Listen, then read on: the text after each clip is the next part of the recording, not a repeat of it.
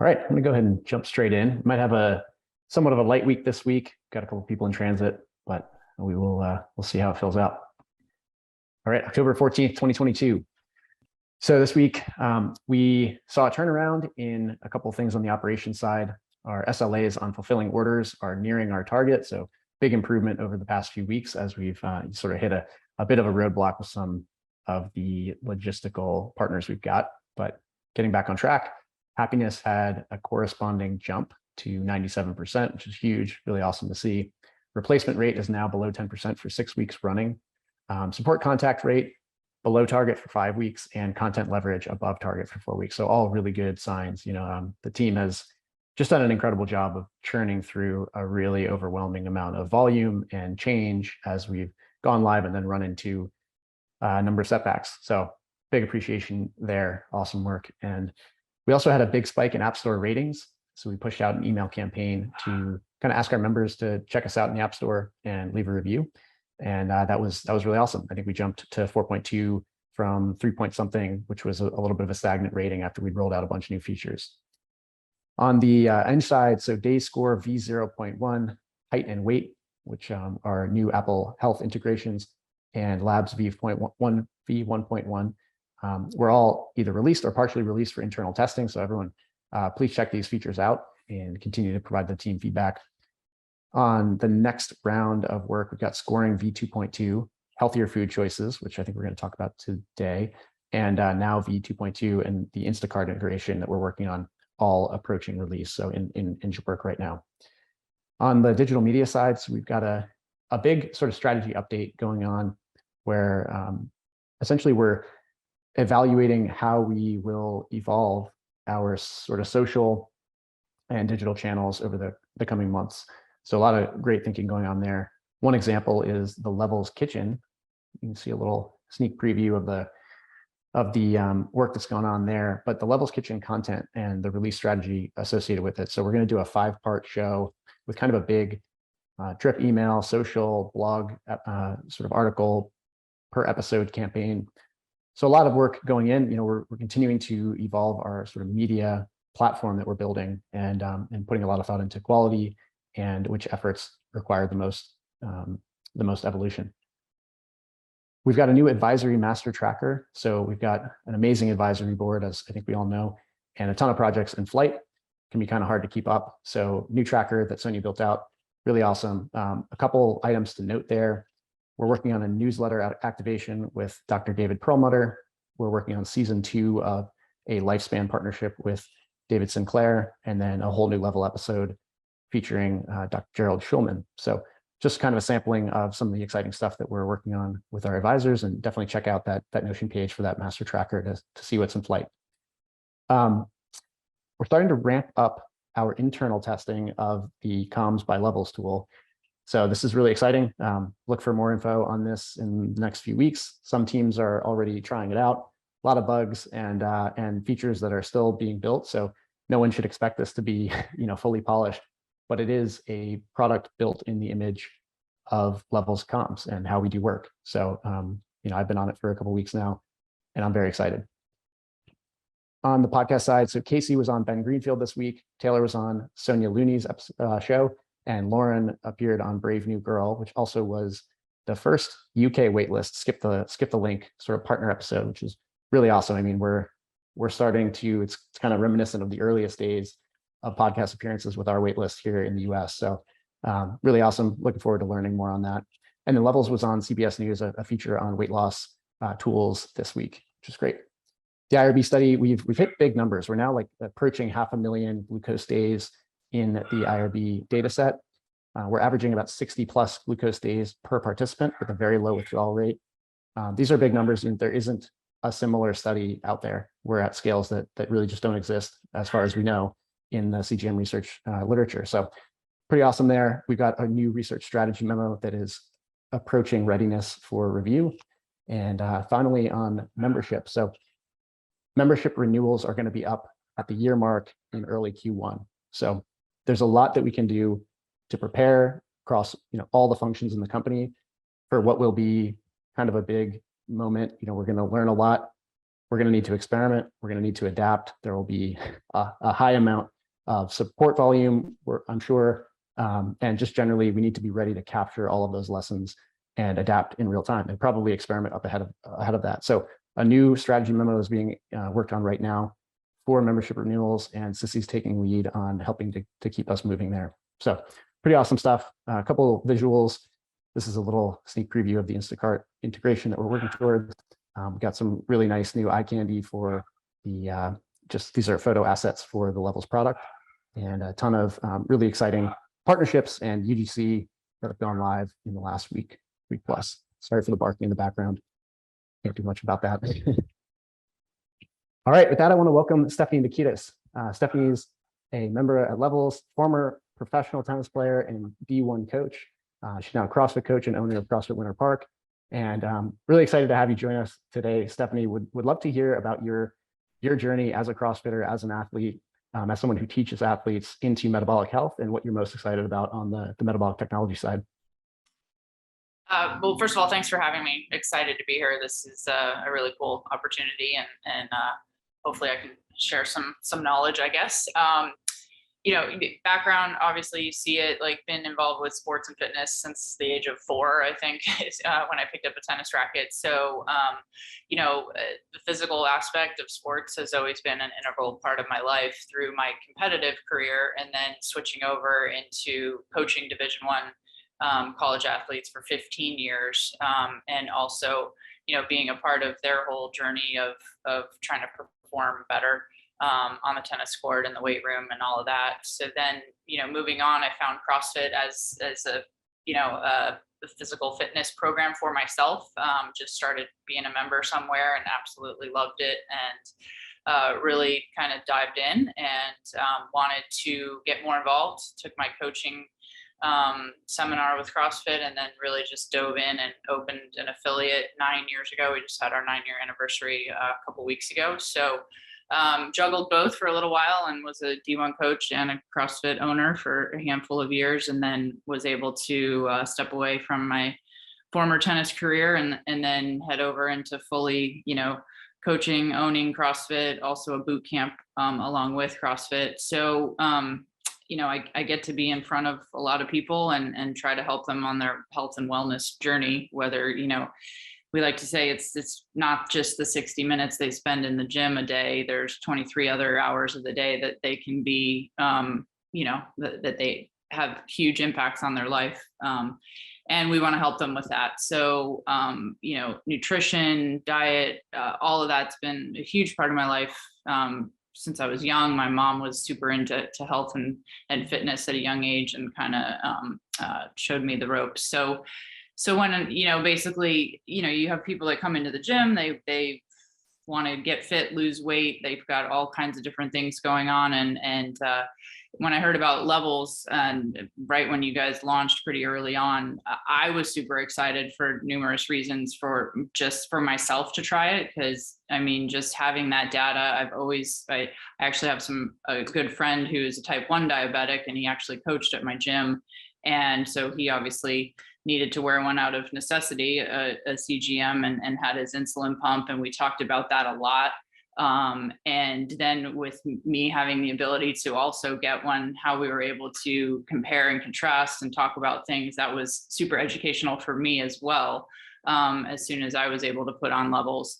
So I just learned so much, not only for myself. So selfishly, of course, I wanted to use Levels to see how it would affect, you know, different things. I've got performance that I still want to, you know, perform well in the gym. I still like to do my workouts. I'm not as competitive as I used to be, but so you've got the performance aspect. Then you've got, you know, longevity, health, wellness, you know, things that we're doing now to our bodies are going to affect us down the road many years. So learning and gathering all this data, even for somebody that is not at the current time, you know, metabolically unhealthy. I'm so into preventative health, and you know, our medical system nowadays is so into sick care and waiting until things, you know, go wrong and then give you something to fix it, like medication. But why not do something like this proactively to get ahead of the curve? So I was excited to, use myself as a little bit of a guinea pig and then be able to translate that information to others.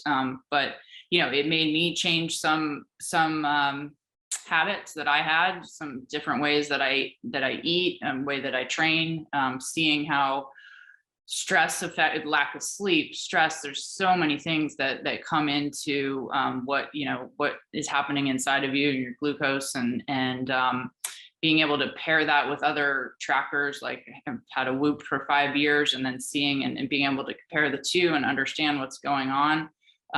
So it was just really eye-opening, and then taking that information, translating it into talking with members when we work with them on nutrition or their stress levels or their lack of sleep and different things. It's just been such an amazing tool to have and learn from myself, and then share that knowledge. A lot of really familiar elements of that story, and I just love to hear the use case, and especially how you focused on primarily. Well, I think what I heard a lot of is all the elements, the factors outside of nutrition that you were also learning about, and there's just so much to mine there, and I think there's nonlinear benefits when you can kind of have multiple different metrics that are all sort of helping you pinpoint the major drivers. And for some of us, it is nutrition, and for others, it's managing sleep, and for others, it's work stress. And so I'd love to hear, like, from your perspective, as you've used levels over the past, journey that we've been sort of building on, what are you most excited for us to build that doesn't exist today? Like what feature or improvement would you love to see that would be super eye-opening for you? I think maybe, you get a snapshot of your week of individual meals, maybe a little bit more long-term, like how, from my first year of using it into my second year, have you noticed changes and trends? Like, can the system tell us, all right, looks like your average glucose for a long time was up here, but you've done something to change it. Maybe there's a way to, connect those dots. I think that would be a really, really cool, because we can see it in small snapshots, but be able to get, a program to do all that math for us and show us kind of the broader picture after using it for a longer time. And I think that'll get people to stick with it longer as well, to keep having that input on a monthly or maybe every half a year basis or something like that. And then maybe integration with third-party apps, like getting on, would be really cool to see, integration with Whoop or something like that, where you just get more data, more information. I mean, more data in some circles is not always the best thing, but I think with this, I think it would be awesome to be able to integrate and see, okay, this happened and I was really poorly recovered. My HRV was super low. My resting heart rate the night before was super high. And then I'm eating the same things the next day, but my glucose is out of control. So being able to pair those two together would be really cool. I love both of those. Just to shed a little light, we are thinking a lot about the first one of, the long-term trends, and this IRB study we're running, where we now have 400,000 plus days of continuous glucose information. That's going to be really helpful for us to be able to not only, build internal features that we think matter, but also, share that with the larger community, the metabolic science community, to establish, hopefully, a new industry standard, in a sense, for how metrics are shown. Continuous metrics are both shown and used for long-term health improvement, if that is what is happening. And so, still don't have results, obviously. That's work in progress, but I'm really looking forward to that. That's a sort of a big effort. And then on the, we also have this concept of North Star metrics versus feedback metrics, and how the continuous data feeds into the large, well-established medical industry standard North Star metrics. So being able to work with our metabolic health panel to do gold standard blood work and show kind of how those two things might work in concert. Just connecting those dots. And finally, the integrations thing. This is a hot topic right now, and we're talking right now about kind of an Instacart integration to help make it easier for people to get food items that might be recommended into their pantry to try out. But I'm a data geek as well. Got multiple wearables on right now besides levels, and yeah, excited to be able to start to synergize this stuff. So switching between apps is really difficult to maintain context, and we definitely hear you there. So this is really awesome. I appreciate, first of all, your support as a member, you sharing levels with other people in your community, and just sticking with us through the journey here. Can't wait to do this in the future again as we continue to evolve. And I know the whole team really appreciates hearing directly from you. Thank you guys. I mean, I really appreciate it, and can't thank you enough for all the work you've been doing. And I just can't wait to see where it goes in the future. So awesome. I'll be there with you. Thanks a lot, Stephanie. If you'd like to stick around, we do have a packed meeting, but totally understand if you have to jump. The team really appreciates you hanging out. All right, appreciate it. Thank you.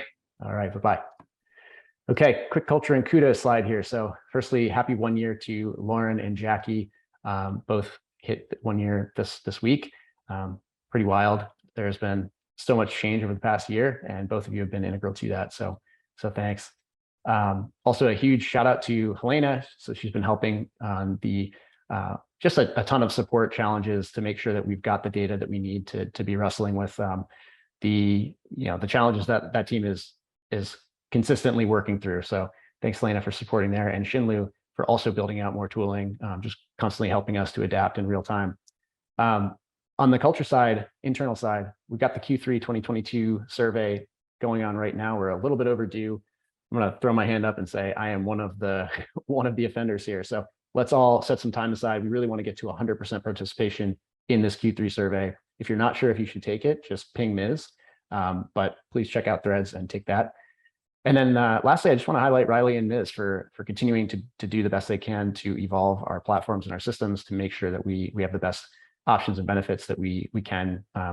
We are transitioning from Rippling to JustWorks, which is a professional employer organization. This is going to require some work on each of our part to set up this new system. So please keep your eyes open for emails on that, and for the communications from Riley and Ms. associated with it. And just thanks to those two for pushing this. Open enrollment next week. It's a good call. Ms., I believe this is you. Yeah, I'll hop in on this one. We're all super smart and not likely to get swindled or conned, but they're trying. Almost every single person on the team, and if you haven't been included, don't worry, you'll be included soon, is getting SMS messages with people fishing for, it's kind of innocuous. They just want Apple gift cards, which honestly is no big deal.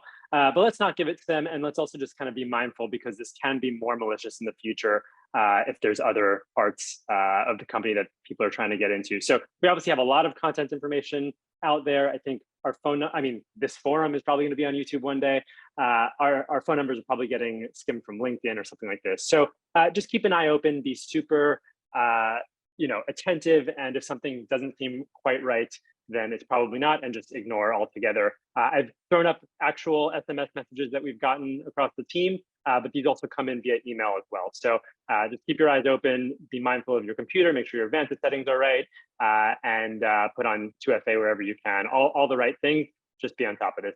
This is a PSA. That's it. Thank you, Ms. All right, company objectives. So main thing, level shows you how food affects your health. No change here. This is the main priority. Top level objectives that stack up into that objective are member retention, new member acquisition, and member health improvement. And all of the functional OKRs that we're working on right now and measuring success against are stacking into each of these.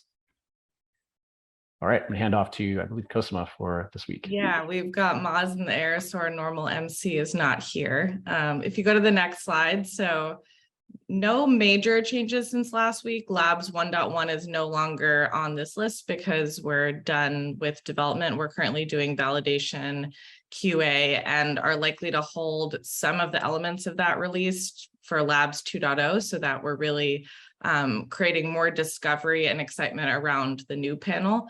And just a couple more updates. Personalization is moving along nicely with collaboration with Charu on data science, and you'll see Instacart added to the list. So I'll actually jump in and talk more about Instacart and then hand over to Alan for some design updates. Go to the next slide. So what are we doing with Instacart? So if you go to the next slide, the what. At this point, it's very much an experiment. And as we're always kind of trying to do skateboard fashion, we really are trying to learn whether members find some sort of one click to buy option, something that's helpful. So we have many places now in the app where we're introducing recipes, we're recommending swaps, and we want to see whether it will be helpful to members to actually help them find a way to, okay, you told me to swap oat milk for almond milk. Show me exactly what product to buy and help me close that loop. So we wanted to use an existing rail. Event-based insights is one of our most mature rails now for content. So we're starting off with basically two experiences, one that jumps off from specific recipes and another that jumps off from a sort of more general recommended like pantry selection. So in one case, it'll be you get a recommendation for, hey, why don't you try, instead of oatmeal, this chia recipe? And then there'll be an option to click. And when a member clicks, they'll be taken to a shopping cart that's pre-populated with all of the ingredients to make that. The other case is more of a pantry browsing experience. So basically, if we, let's say as an example, see someone logging some sort of processed food snack, we might recommend, hey, check out this pantry that we've built of Levels approved or Levels favorite snacks that sort of aren't highly processed. And that's a little bit more of a browsing experience. So if you go to the next slide. So just some of the whys. One of our main focuses is trying to get members to have actions above the action line. So how can we get members to actually want to do the things that we're recommending to do? So we need to make it as easy to do and as specific as possible. So rather than just saying generally it's good not to eat certain things, how can we not only give them a recipe, but also help them actually actuate on that by buying the products? Then this sort of fits in, but the idea of closing the loop. So I think we've all experienced the idea of like, oh, this really makes sense. That would be a healthy change for me to make, but we forget about it. We're busy. So how can we help members not only understand what is a great swap, but actually make it easy for them to close the loop and see that impact? And then part of why we're doing it in such a skateboard light way is that we want to see how many people even click the button. And there'll be lots more to do if we find that this is a great opportunity, but we're starting pretty lean. And then if you jump to the next slide. So what's next? Development has kicked off this sprint. I'm working with Mike D, who I consider our Levels snack guru, to build out the snack pantry that we have in Instacart. That's something we can always change behind the scenes, and we can build multiple different pantries. But you'll see a lot of things similar to what we have at our assemblages in the snack pantry. Then also a big piece of this is, while we can look at basic engagement metrics, like how many people are clicking, we're really going to want to go deep on surveying our members. So understanding, even though 96% of people in the US could use Instacart based on their zip code, how many people actually are willing to? It doesn't take very much to build an account, just your name basically and credit card, but that might be enough for people to say, oh, I don't have an Instacart, I wouldn't use this. We definitely are open, if we get positive signal, to exploring other services. Amazon's an obvious one, but Instacart was a nice one to start off with. And there's definitely, if we get positive signal, we want to look at other rails in our product that are maybe a little less mature, like healthier food choices. We'll have tons of recipes as that feature goes live, and some of our personality-driven content. You could imagine like a great video of Mallory sharing her favorite ketogenic waffle, and then you're able to see how she builds her shopping cart in Instacart. Yeah, that's the update. And then I think Alan is probably next.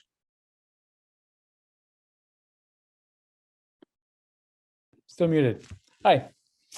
Behind the scenes, every single Friday that I present, I ask Josh quietly and with a grimace to please refresh. So this is me buying time as he refreshes. Next slide, please. Okay. Oh, did we get a refresh? Okay. Back one more slide. Okay. Yes. All right. Now we're up to date. Thank you. Okay. So You might have recalled, if you've been watching this for a while, that there was a while ago where I said we might need to potentially lighten up a little bit in the product experience. This is Dieter Rams. He's drawing out some amazing radio or something. Designers love to model after his minimalist, functionalist approach. We might need to experiment in that. And I talked about that before, and we've done some of that. Next slide, please. And it has not been successful, and sometimes it is and sometimes it isn't. And this is like actually one of the beautiful things about working at a startup as a designer, is that you can try all kinds of wacky stuff, and sometimes it works and sometimes it doesn't. And so we tried things like this and we moved away from it. But it was a fun way to sort of just pulse check a little bit on how people relate to the product experience. And we're going to continue to do more of that. And one of the ways that you're going to start seeing some of that is in levels. And this top ring spot, and some of the ways that we reward good behavior, healthy choices. Next slide. And so here's one example. We're taking the illustration aesthetic that we have currently and starting to sort of speak to how your body is responding. Right now, you only see that little weird emoji at the top for stable time. We're going to get rid of that and start replacing it with different types of imagery. This is an homage to Josh, without telling him about it, a scramjet speaking to shooting up into space with your glucose. And then the next slide, a very different aesthetic. This is a bit more soft. This is rounder. It's got some animation. It's kind of playful, but like maybe it does work. Maybe it works for us. Maybe it doesn't. We want to see how people respond to that, and I'm sort of starting to play with that a little bit in context in the app. Next slide. So I'm not actually sure what to call levels anymore. I tried to explain to friends levels, and they're like, levels. What come up with a better name. I don't know what that is. Maybe it's metabolic milestones. I think that could work. This is, again, essentially our game, our in-product game to get you to make better choices in the day. It's focusing on 3 key pillars, which is metabolically healthy foods, stable glucose, and healthy habits. There's been a fair bit of work. This has sort of been all-consuming the last little while in getting this in place. A couple of reasons for that is that we need to sort of architect the page a little bit more so that we can support some new additions that are going to be pretty important. We've got some design system updates for that. You're going to start seeing some of those changes continuing to roll out. So on this, we actually did some surveys to see how users responded to this concept of points. Next slide. And just a reminder to sort of the high level, why are people here? We've got a fairly good number of responses for this kind of outreach. Prevent disease, manage weight, live longer, increase energy. This should not be too much of a surprise to most of us. Next slide. I was reminded again, though, that the age of our users is actually something that we don't talk about all that often, but it does skew a little bit older. And so that's a good reminder on who we're designing for, and just how to think about their needs. I think that's another reason why prevent disease is so high up there. So at least on the design side, we are constantly thinking about our users, but the natural inclination is to think about the user as you, and they may not be actually you who's using it. Actually, I'm 40, so oh well. Next slide. And a kudos to everyone on the team. You should feel encouraged that when we ask people how satisfied they were, it very much skewed to the right here in very satisfied. So I think that's a pretty good sign in terms of user satisfaction. So on to some designs. And specifically, the thing that we were trying to pulse check around was points. Points can be it can stir strong emotions in the product space because it can feel like you're sort of obviously gamifying things, and people don't like to be manipulated. We were very encouraged to see, though, that there was a strong skew of positivity in survey responses to the idea of adding points to healthy habits. I'd largely say that the theme was pretty much like this. It'd be great, it'd be awesome, go for it, do it, I love it. Next slide. There were a couple of people that were concerned about it. Like, what does it add up to? Feels like I don't need another checklist in my life was one of the comments. Totally reasonable feedback. I think it's going to require us to be subtle and nuanced in how much we surface the notion of points for healthy habits.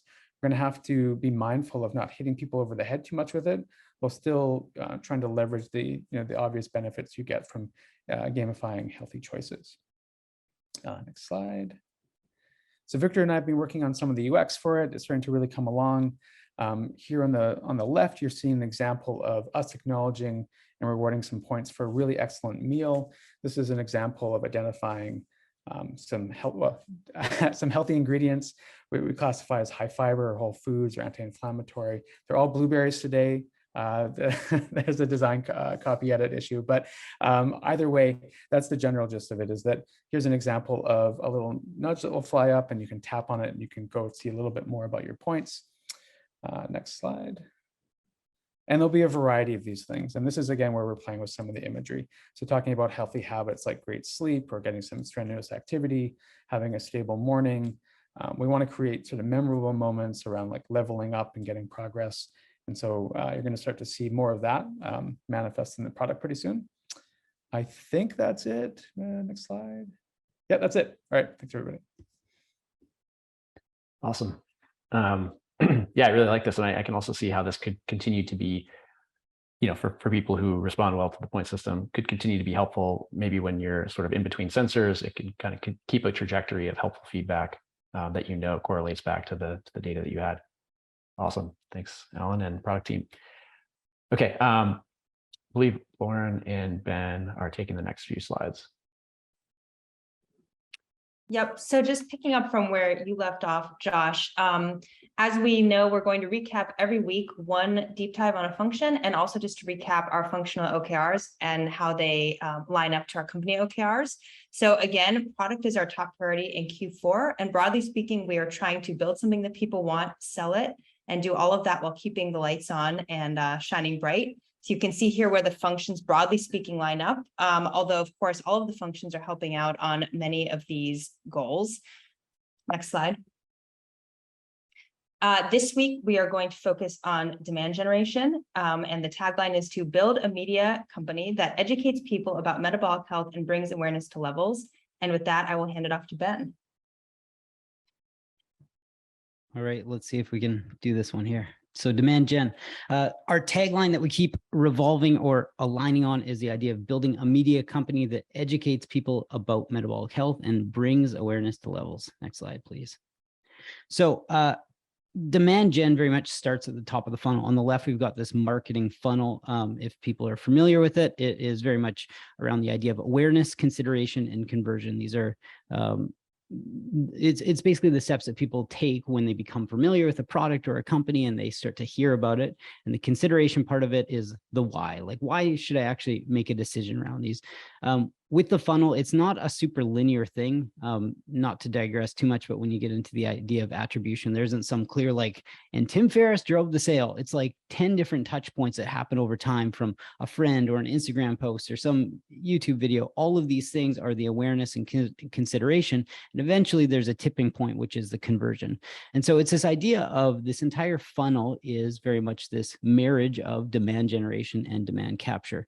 The idea with demand generation is to start at the top and to educate people. So when you think about what actually drives top of funnel for levels, it's very much this idea of content and editorial. Some of it gets a little bit technical, but if you think about the blog being really our pillar content, and then you think about what we do from a podcast standpoint, but more from the video perspective and how we put those out on YouTube, that brings a lot of awareness to levels and to metabolic health and what we're doing. The technical aspect as far as search or organic search is what drives the eyeballs to our website. And that's what we want to do. We want to get eyes on our web property so that eventually we can capture the email consideration, start nurturing them through the funnel, and then that can lead to a conversion down the road. So SEO, search engine optimization, that's tied into the blog, that's tied into the way that we present the product on the website, that's tied into all the information that's going to help us index on Google. And so what else drives top of funnel? What's this idea of earned media, that being things like the Honestly podcast is earned media, or if Riley's best friend takes a picture of himself using levels, that is earned media called UGC, user generated content. That helps to drive impressions. And a lot of times that drives a lot of trust because Riley's going to take stock, or his best friend's going to take stock in what he does more than some stranger on the street. But you see those touch points enough times, and that ends up building this foundation of trust, or the consideration, the middle part of the funnel. The owned media, that's everything that we put out on digital platforms. So it can be our pillar content. It could be YouTube videos, it can be podcasts, it can be all of these things are owned media. And then the last, it's tied into earned media, but the idea of press, podcast, media appearances, those are all things that drive that top of funnel awareness. So when we think about this very long-winded way of getting to OKRs, but when we get around the idea of OKRs that support demand gen, it's the idea of producing content, so educating people about metabolic health, increasing email, that's the audience and the engagement, and then growing all of our own platforms, again, audiences and engagement, and then supporting product with the development of content and content creation so that people can get insight into what food is actually doing to their health. So next slide, please. So here we go. The funnel works very much in sync across demand gen and demand capture. You can see it is very much a marriage of the two. And there's not, when we talk about the two buckets, it's really easy to think about them as pillars in isolation, independent of each other, but they can't be because there's always some overlap. So it's hard to start framing, go, oh, that feels more like a demand capture thing or more like a demand gen thing. Consideration, this middle of the funnel, there are so many parts that happen with consideration, that being the actual like checkout flow. You could say that's a conversion activity, but there's also consideration of how we get people into that point and why they would consider going through the flow. So demand gen fills the funnel, awareness and consideration, and then demand capture turns those potential leads into paying members through consideration and conversion. And then retention is the last part of the funnel. Once you have the paying member, how do you actually retain them? It's the idea of having great product paired with strong support for member success, community content, all these things. So next slide, please. When we're talking about OKRs, here's some of the sample initiatives that we're doing to drive those tactics as far as creating content, creating awareness. Some of the tactics include downloadable PDFs of articles. Some of these are experiments where they're mobile centric, and we've talked about a lot of these tactics or these principles on past forums. But it's the idea of how do we get leads to actually take the content that we're creating, you get them into the consideration phase, you capture that email, and you can start to nurture them. That's one tactic that we use to say, is that helping us to achieve our OKR of email capture, growing the audience, engaging them more? Splitting the YouTube channels, that is very much aligned with the OKR of growing the audience on specifically for metabolic health so that we can serve up content that they're actually going to be interested in, and that will help with the algorithm and all the things. So when we're talking about what are key results around like what's the why would we split those channels? Well, our key result is to grow over the next 12 months to grow to 100,000 people, and that's not a vanity metric. It's more about how do you grow to that level on YouTube so you can serve up content that gets more engagement.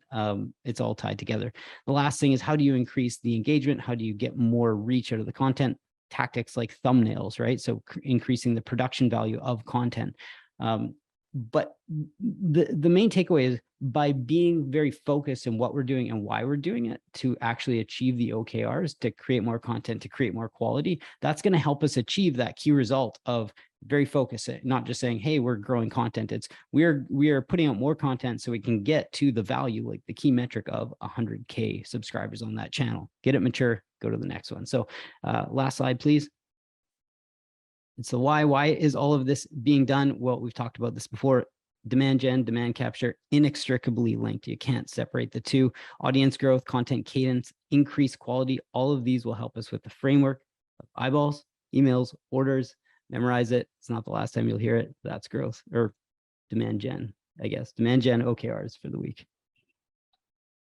Awesome. Thanks for that dive, Ben. Love the heuristic there. All right, experimentation and learning. Haney this week. Yeah, good segue. And speaking of content, so I'm going to talk about the Austin McGuffey blog summary videos and what's been about now maybe 10-month experiment in doing these. And this largely draws on a really good retro that Ben wrote. So if you want to dive into more in the stats, that's out in Notion. So last January, we engaged Austin, who had kind of come into our orbit, who was making stuff on his own, to do short videos that summarize the blog post. You've probably seen these. There's been over 50 of them done now. Creating video around the sort of, or to support the education mission of the blog was something we wanted to do really since the beginning. But video is kind of hard to produce, and you have to find the right voice, and everything sort of came together in Austin. Somebody who's passionate about this, very good at explaining things in simple terms, and a really skilled video producer. So we tried a couple, we liked him, we brought him on board to just produce these regularly. And so, you know, like I said, he's done about 51 now. And in terms of all those things that Ben just talked about, you know, the idea was really the points down at the bottom here. One, just to help people understand this stuff better. Our blog posts can be long, they can be complex. It's a lot to commit to, you know, 8 minutes, 10 minutes to 20 minutes to read one of these posts. If you can get pulled in or get the gist of it in a few minutes, that's better than getting nothing at all. So we'd love to give people lots of ways to just learn the stuff we're trying to help them learn. It also adds value and, you know, hopefully increases engagement. Again, people like it, they learn stuff, they stick around, they watch more. There's a couple of learnings we had at I would say through the process or while we were doing this that relate to the process, and then I'll talk about the kind of final learnings. One was we realized about halfway in that we had given Austin full reign to just pick the posts that he wanted to do videos about. And that largely worked. You know, we wanted things that he was passionate about, that he understood, that he felt like he could represent. But at some point we noticed like, oh, these might not be the highest value posts. There wasn't necessarily a lineup between the posts that people were looking at a lot and what he was making videos for. And so we jumped in and created a new process where he would sort of nominate the ones he wanted to do, and then we'd go in and say yes or no, or point him otherwise. And so the learning there, I think, was just like, it's good to give your contractors freedom, but it's also good to you know, give them guidance where you need to, just to make sure their efforts are still aligned with where we want to go. The other thing we realized about halfway through this process was that we didn't ever actually set a DRI for this. It was just sort of co-owned between Ben and Tony and I, and we were all sort of popping into threads as needed. But you know, there are ways also that, like that previous learning, that can sort of go off the rails. And so, you know, we decided just to make sure that somebody actually owned this one. And I think this is just a good example of, even within our very rigorous, you know, way of working here, it's possible for things like that to happen. Like even with 3 people working on it, to just get into a project and realize like, wait, we don't actually have an owner with this. We don't know exactly what the process is. So just thinking about that up front. So next slide.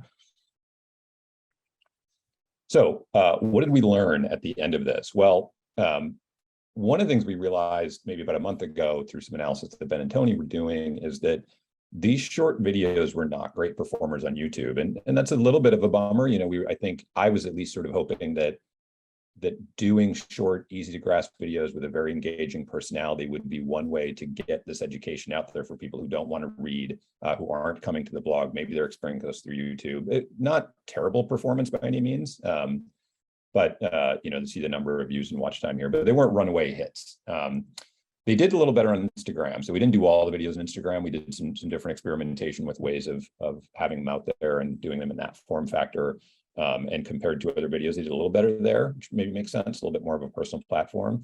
But where they actually seemed to provide the most benefit was on the blog post. So we went through with some help of Athena a couple of weeks ago and just analyzed the oldest 20 videos that he had done. So the ones that had been on the site the longest. He started last January, and looked at particularly bounce rate, which is when people land on a page and immediately leave. So you want that number to be as low as possible, and time on page, which tells us about engagement and are people hanging out. And what we found is that, you see the numbers here, that increased the time on page, an average of about 15% over those 20 posts, and it decreased the bounce rate by about 11%. Those are pretty significant numbers in terms of increases there. And those are just the averages. What we saw is that on some posts, the changes were as much as 25% increased engagement rate or decreased bounce rate. And there weren't any pages, I don't think, at least among the 20 we looked at, where we had a significant adverse effect. There wasn't anywhere it was like people just roundly rejected it and it made people run away. And what we did was compare the stats for when the video was posted versus the same time period before there was a video on that blog post. So we were trying to kind of compare apples to apples there. So what does this mean moving forward? We're actually pausing making these videos with Austin, in part because although he's a great value in terms of video producing, it's still a pretty significant line item in terms of the growth budget, and not necessarily as an ongoing expense, not necessarily serving some of the top line things we need to serve right now. But we are going to continue to work with Austin. We love him. He's great. And so we're actively developing some new projects with him. Given that we've seen this potential increase in engagement on the blog, what we want to do is create and test some different kinds of blog videos. So, Austin doing this is one way to do it, but you could imagine Levels team members or doctors or nutritionists or, illustrated style, like the cool stuff that Azure does in the research nuggets, or other kinds of illustrated styles. There's tons of different things we could do if the mandate is just explain the story in 2 to 3 minutes. And so we want to start testing that. And then the other sort of learning going forward is, as we look at that, as we look at a kind of next iteration of blog videos, to be much more intentional about how we're testing, so rather than have Austin just kind of run with it and do this for 10 months and make 50 of them, let's do 5 of this, 5 of that, 5 of the other, and do a really intentional A/B comparison or ABC comparison, look at the stats, and just kind of iterate that way on it, and not let a project kind of run away. Again, not in a bad way, but I think just being much more intentional about what we're doing and why. So I think that's it. It's a really great dive. Thanks, Haney, and I love the takeaways. Generally speaking, I just really appreciate the distributed data that we're starting to see show up in all the different functions that we're using to close loops on these sorts of experiments. So just having those takeaways and recognizing that blog video does have a huge purpose. It may not be boosting our digital channel, but it is boosting the sort of organic benefit of the article. That's just a huge takeaway. So looking forward to seeing the next iterations.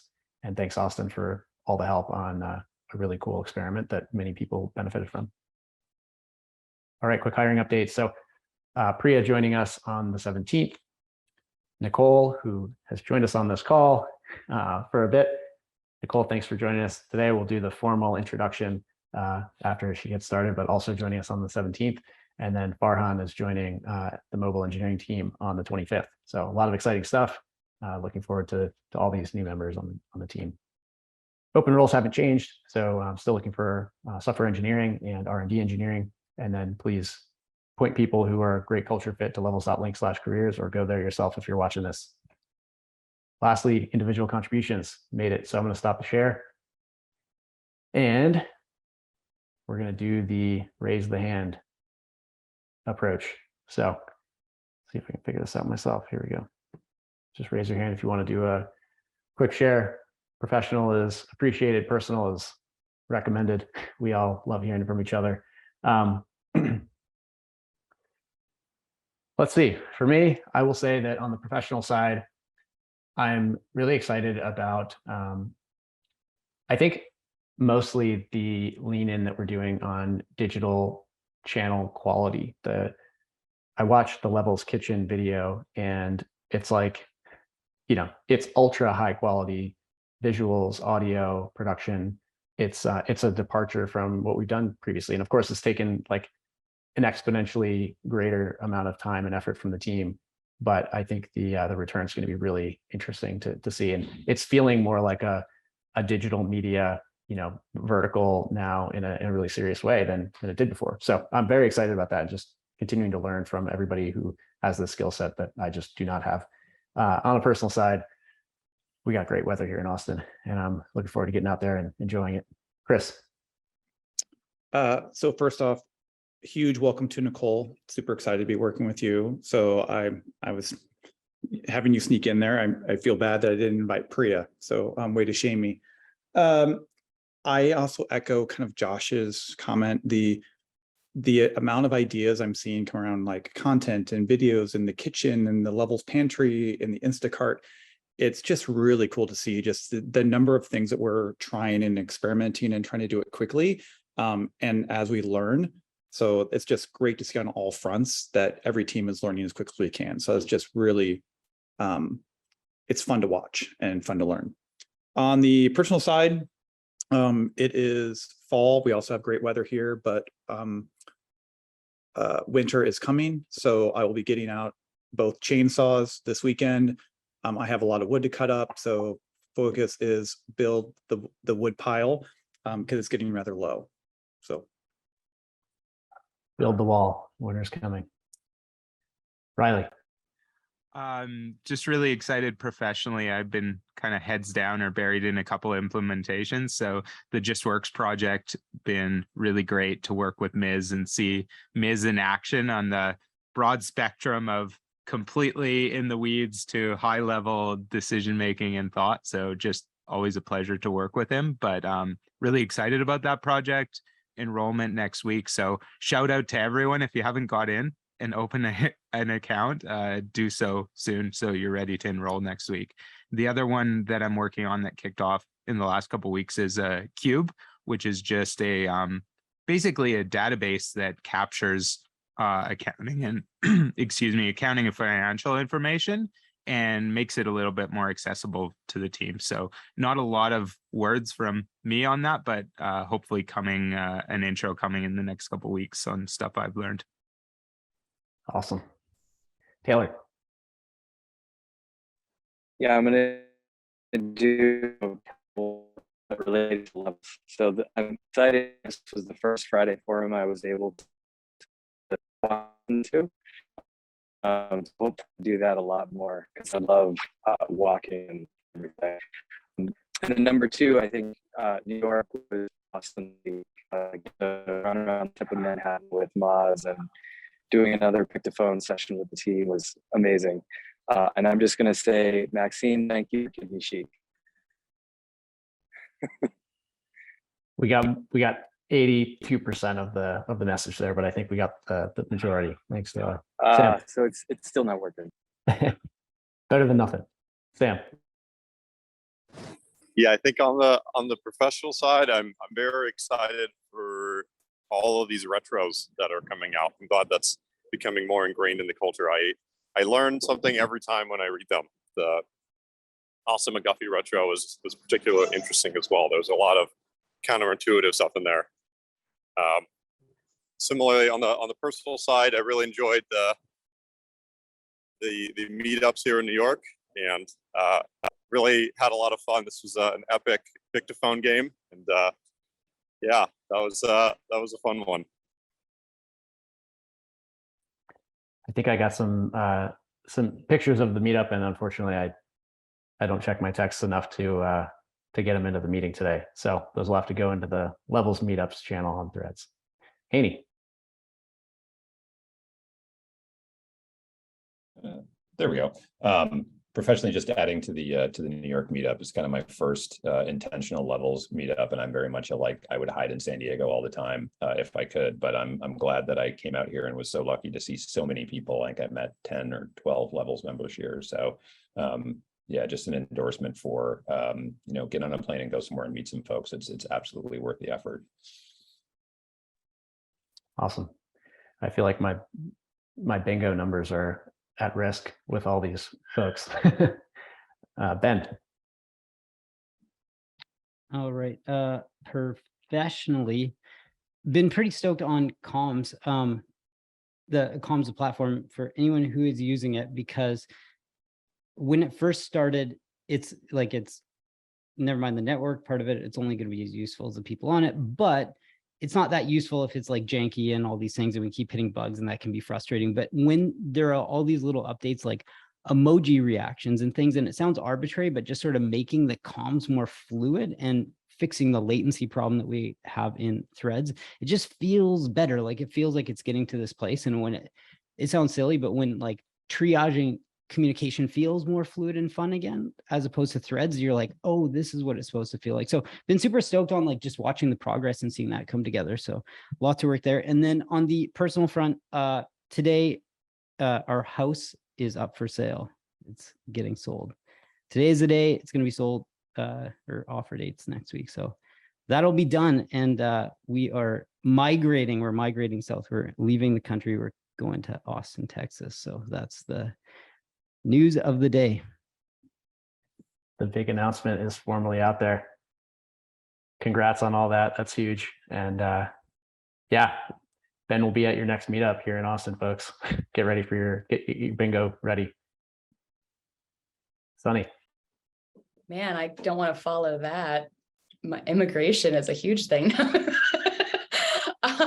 What can I say? Professionally, it's been a busy week. Thank you so much to my colleagues on the support team. I've been heads down working with really going through and doing a lot of kind of cleanup on our on the TruePill side, as far as orders that have been sitting waiting for a long time. So really getting a tight hold on like what needs action right now. And we're working on that new team coming on, how to really best build the relationship between both support teams and support what we're trying to do here. So I digress, but that's been really great. And I have also been light in the queue this week. So thank you so much to my colleagues for supporting that work.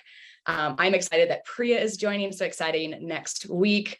And also I got a little tag here. I had a coffee chat that was not exactly a coffee chat with Sam. It was really just like picking his brain on comms this morning. Sorry about that, Sam.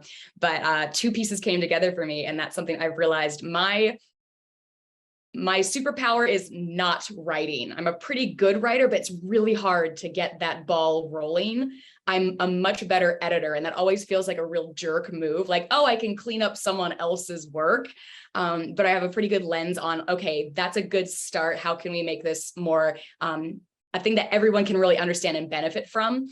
And between Jen and Sam, I had a revelation this morning that I was like, oh, I could record a video. Actually, Sam gave the idea. I can record a video and delegate it to Athena, give it a little experimentation, and have them take a stab at a first start on documentation. I have a list. I have a list of comms and list of notes that I want to follow up on. So I'm watch out, Athena.